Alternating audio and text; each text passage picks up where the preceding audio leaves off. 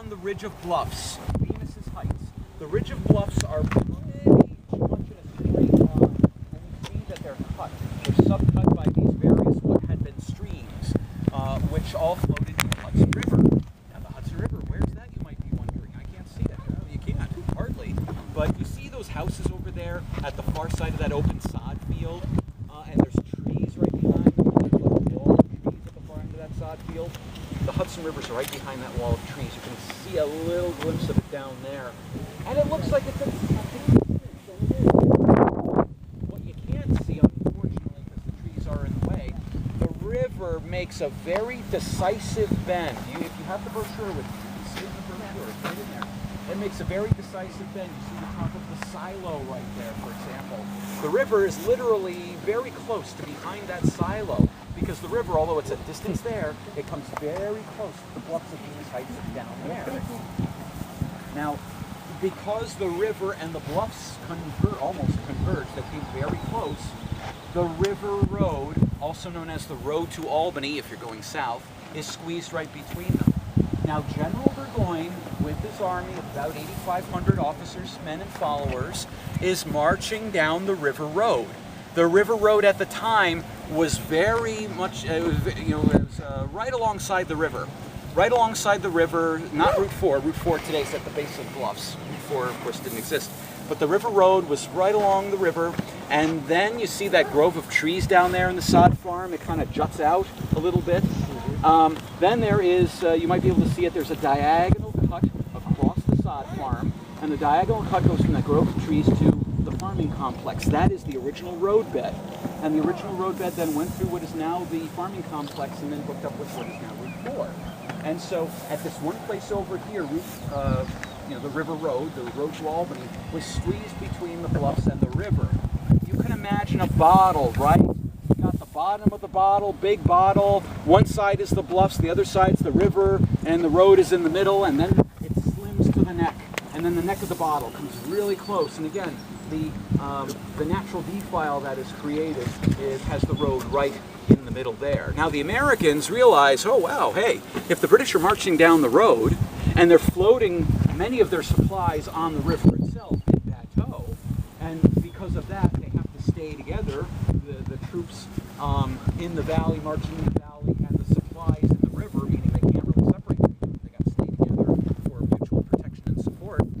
What we can do is set up defenses in the valley itself on top of these Venus Heights bluffs, lay out the 22 pieces of artillery that they had here with the American Army, so that if the British ever try to bumble out into this valley, we'll be able to bombard them. And if the British think they're going to attack us, not only do they have to somehow mount this high ground, which have, of course, log walls on top of it, but they have to break through that abatis, all those branches and trees down below.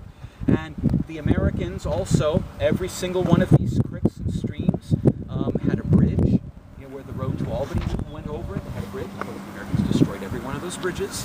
So the British artillery wouldn't be able to just plow right through. The infantry might be able to, but not the artillery, not the baggage cart. So any approach that the British would make would have to be unsupported by artillery, unless the artillery was way, way, way, way, way off, and therefore ineffective out of range.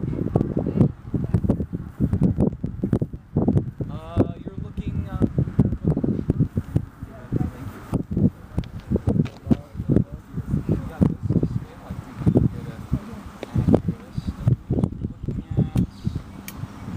About half a mile. See that White House down there from where we are? It's a little more than that. That's within the range of artillery.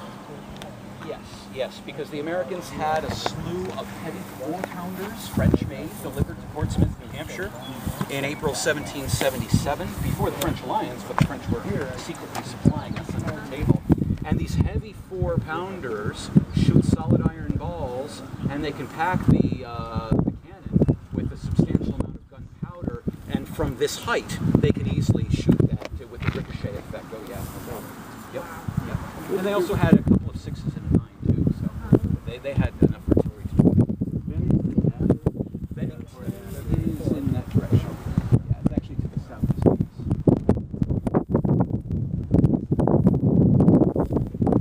The architect of the fortifications here, interesting story. the American Army here at Saratoga had a Department of Engineers, Continental Army Engineers. 3 of them were field officers, 2 colonels and a major. The colonel in charge was a guy named Juduthan Baldwin. Juduthan Baldwin, though, was not building the fortifications, laying out the camp, laying out the forts. He had nothing to do with it.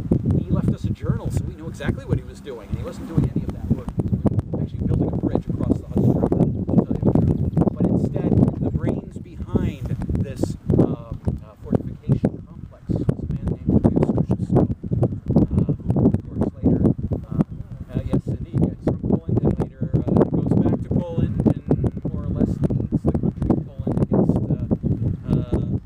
Russia in the Third Partition of Poland in the 1790s, in which case he unfortunately is captured. But then he's released, but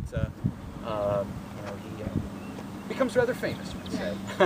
Hence, that's why there's so many place names named after him. He's Around New York. around New York, yes, and even other states too.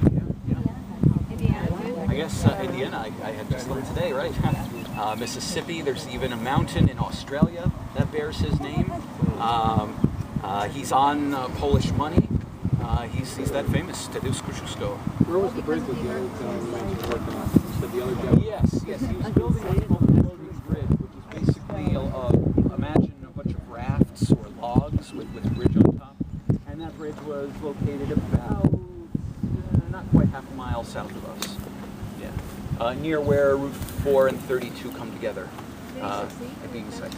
Oh yeah, bridge, yeah. Oh yeah.